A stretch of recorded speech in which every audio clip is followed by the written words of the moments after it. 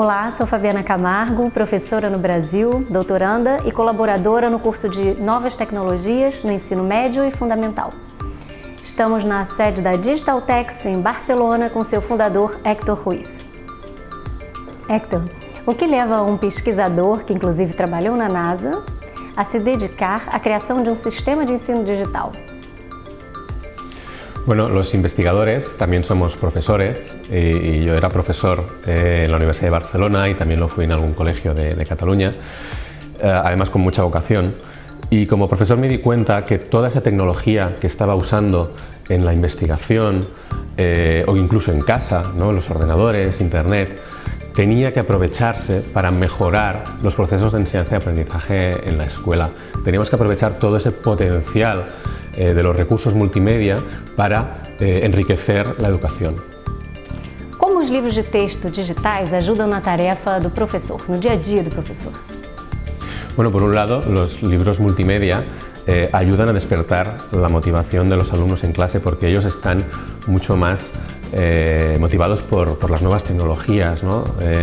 Luego, todos esos recursos, por un lado, ayudan mucho a lo que es la explicación de los conceptos, a que los alumnos los comprendan, porque los pueden ver, porque los pueden tocar. La interactividad es importantísima a la hora de aprender. La interactividad te la dan los recursos multimedia. Las cosas se aprenden haciendo cosas, no solo memorizándolas. Y luego también hay que pensar que no solo se trata de recursos tipo vídeos, tipo animaciones, no, también hay que pensar en todo el sistema que hay detrás, el sistema a través de la red que le permita al profesorado hacer un seguimiento del trabajo que van haciendo los alumnos día a día, le permite personalizar para cada alumno según sus necesidades, su educación. Y además al profesorado le va a permitir hacer muchísimas cosas que antes no podía al tener tantos alumnos, porque la tecnología te permite gestionar mejor la información tanto de ida como de vuelta, ¿no? de los alumnos. Qual a reação dos alunos quando começam a utilizar esse tipo de material? Bueno, la reacción de los alumnos, la verdad es que es extraordinaria. Nosotros ya nos lo imaginábamos al principio, pero ahora ya, después de estos años, podemos decir claramente que cuando se empiezan a usar este tipo de materiales en las aulas, la actitud de los alumnos cambia absolutamente, con mucha más atención, con motivación por participar. Yo hay una cosa que siempre que me preguntan esto, lo explico. Un director de un colegio una vez me dice, mira, estoy alucinado porque últimamente no veo alumnos castigados en el pasillo, que los hayan echado fuera de clase. Claro, porque ahora estaban interesados en lo que sucedía en clase y ya no se portaban mal, por decirlo de alguna manera, ¿no? Héctor, como é a elaboração do processo de livros de texto digital? Como se faz esse livro de texto digital? Bueno, para hacer los libros multimedia, lo que no podemos hacer es coger el libro de toda la vida y ponerlo en la pantalla, ¿no? Porque no se trata de eso. Se trata de coger la función del libro de toda la vida, la de ayudar a enseñar, ayudar a aprender esos contenidos y trasladarlos a ese nuevo soporte que es el ordenador para realizar esa función con todo el potencial que tiene el ordenador. Yo muchas veces me gusta decir que la diferencia entre hacer libros de papel tradicionales y libros multimedia es como la diferencia entre hacer teatro y hacer cine. Hay unos protagonistas al principio, unos agentes, que son los mismos. Tenemos guionistas en teatro, tenemos guionistas en cine, muchas veces son los mismos, solo tienen que saber que hay que escribir de una manera un poco diferente un guión de cine que de teatro. Esos para nosotros serían los autores. Los autores de los libros de texto de papel son los autores de los libros de texto multimedia, eso no cambia. Pero a partir de que tienes ese guión, ese contenido, en el teatro entran una serie de profesionales que son propios de ese soporte, de ese medio, y en el cine entran toda una serie de profesionales que no encontrarás en el teatro, ¿no? Desde técnicos de audiovisuales, ilustradores, animadores, programadores, etcétera, que hacen que al final ese contenido se convierta en todo en un objeto diferente que hace la misma función. En el teatro al final la función es, simplificando, explicar una historia, y en el cine también, pero se hace de formas completamente distintas. Quantas pessoas estão envolvidas neste processo e qual é o trabalho de cada uma delas?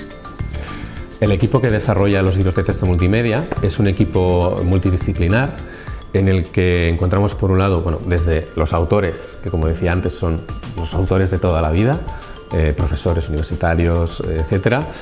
Luego encontramos editores, pero editores especiales, se llaman editores multimedia, porque son editores que piensan en un soporte que va más allá del papel. El soporte papel es un soporte muy concreto, limitado, con unos tamaños, con un número de páginas determinada. El soporte multimedia es diferente y hay que pensar de manera diferente. Hay que pensar en cómo podemos explicar lo que hay en esos contenidos utilizando todo ese potencial. Y luego, por supuesto, para que eso se materialice, para que esas ideas de cómo utilizar los recursos multimedia se materialicen, necesitas profesionales de la ilustración, de la animación, de vídeo, de sonido, bueno, informáticos, por supuesto, para que todo el sistema pues haga las cosas que debe hacer, porque ya no solo ver cosas, sino estamos hablando de un software realmente que es capaz de ayudarnos realizando toda una serie de procesos. Y bueno, y finalmente pues todos los que coordinan a todo este equipo, que es un equipo muy grande.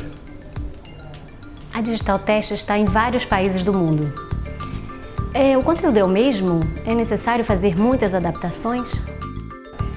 Por supuesto, no se trata de traer los libros que hemos hecho en España o en otro país a Brasil, no se trata de eso. Se trata de traer la idea, el concepto, el libro de texto multimedia y mediante autores significativos del país, siguiendo todas las indicaciones gubernamentales de los currículums, de la forma en que se deben trabajar las competencias, cada una de las materias, etc., desarrollar estos libros específicamente para Brasil, incluso para cada una de sus regiones. Hector, você foi dos pioneiros na criação de um sistema de ensino digital. No Brasil, hoje, há uma espécie de corrida pela criação desses materiais digitais. O que você aconselharia a estas empresas, a essas pessoas que estão montando esse tipo de material? Bueno, de forma resumida, lo más importante es que no se planteen para nada coger el libro de papel y trasladarlo a la pantalla. No se trata de eso. Eso parece una tontería, pero es una indicación que tiene muchas consecuencias para cómo va a ser finalmente este libro multimedia. Hay que diseñarlo, hay que pensarlo desde cero, hay que pensarlo poniéndose delante del ordenador, pensando cómo uno usa el ordenador, pensando qué puede hacer ese ordenador y entonces a partir de ahí trabajar en una dinámica que nos va a llevar a crear algo que, como decía antes, hará la misma función que el libro de texto, pero con mucha más capacidad para la enseñanza y el aprendizaje. Es importante que también tengan en cuenta que no se trata de crear un flujo unidireccional, es decir, ya no es solo la información va del libro al alumno, sino hay que crear herramientas, interactividades en las que el alumno pueda interactuar con ese libro, pueda comprobar sus conocimientos, pueda aprender haciendo cosas, experimentando. Por lo tanto, por un lado, la importancia de los recursos multimedia y por otro lado, la importancia de la interactividad, la importancia de aprender haciendo cosas. Y finalmente, como ya última capa, el pensar en que hay que dar todo un entorno virtual en el que profesores y alumnos puedan estar conectados y en que el profesorado pueda ir recibiendo toda una información bien ordenada, clara, precisa, de cómo va avanzando cada uno de sus alumnos y pueda, por lo tanto, también para cada alumno proveerle de aquello que necesite para mejorar de forma personalizada. As pesquisas demonstram que o ensino digital é mais eficiente, que os alunos aprendem melhor com o sistema de ensino digital. Nos países em que já se implementou este tipo de ensino, o índice de fracasso escolar diminuiu consideravelmente. Por que você acha que isso acontece? Bueno, hay muchos motivos por los cuales los alumnos pueden sacar muchos mejores resultados con esta tecnología, ¿no? En primer lugar, por la motivación, eso es importantísimo, todo el mundo sabe que cuanto más uno está motivado uno, más abierto está a aprender.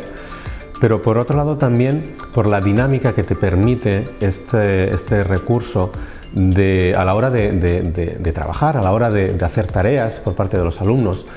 Y parece algo trivial, pero el hecho de que un alumno reciba unos ejercicios que inmediatamente le dan un feedback y le dicen cómo lo ha hecho, si lo ha hecho bien, si lo ha hecho mal,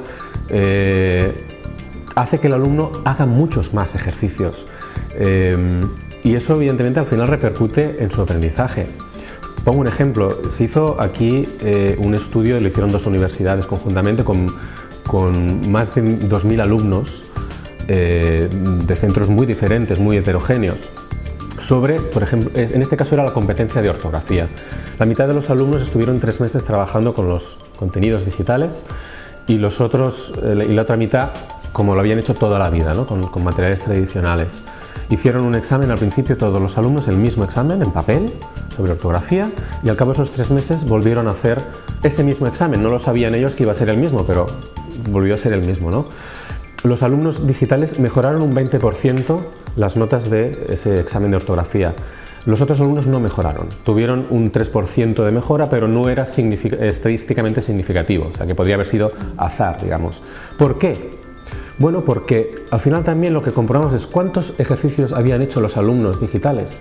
Habían hecho decenas de miles de ejercicios. Ejercicios que el mismo sistema le iba proporcionando a cada alumno para que fuera mejorando y que el mismo alumno, por esa dinámica que tenía en esos ejercicios de hacerlos, de ver qué pasa, de que te den otro, seguía enganchado. Es muy diferente que tener 4 ejercicios en un libro de papel, hacerlos y decir, bueno, ¿y ahora qué? Me espero al día que en clase lo corrijamos. Claro, era evidente que iba a producirse esa mejora, y eso lo puedes aplicar a muchas otras competencias, quizá no a todas. Antes comentaba, habrá una serie de cosas que la tecnología a lo mejor no nos puede ayudar. Bueno, pero la tecnología nos está ayudando a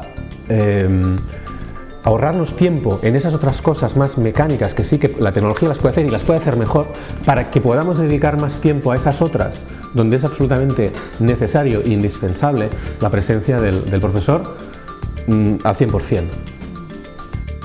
Alguns professores ainda têm receio de mudar de sistema, de entrar nesse sistema novo, nessa nova realidade. Pode ser o caso de algum dos professores brasileiros que esteja nos assistindo agora, assistindo a esta entrevista.